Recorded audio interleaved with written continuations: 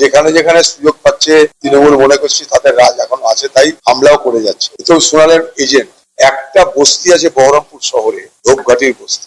এখানকার টিএমসি নেতারা মনে করেছে যে ধূপঘাটি বস্তির মানুষেরা টিএমসি কে ভোট দেয়নি, সন্দেহ করেছে। সেই সন্দেহের বশে এই গরমের মধ্যে যখন ছাতি ফেটে যাচ্ছে তৃষ্ণায়, সেই সময় এই মিউনিসিপাল কর্তৃপক্ষের পক্ষ থেকে সেই টিউবওয়েলটাকে উঠিয়ে দেওয়া হলো। ভোট দৃষ্টি তাই জল দেবো না। আমি গতকাল গেছিলাম দৌলতাবাদে, একটা গরিব মানে তস্য গরিব পরিবার, তারা কংগ্রেস করে তাই তাদের বাড়িতে একটা কোনায় আগুন ধরিয়ে দেওয়া হলো, মারধর করা।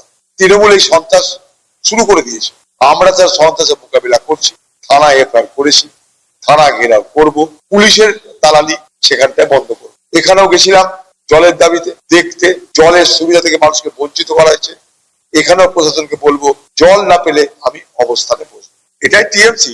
দিদি নাটক করছে একদিকে আর ভাইরা আরেকদিকে অত্যাচার করছে।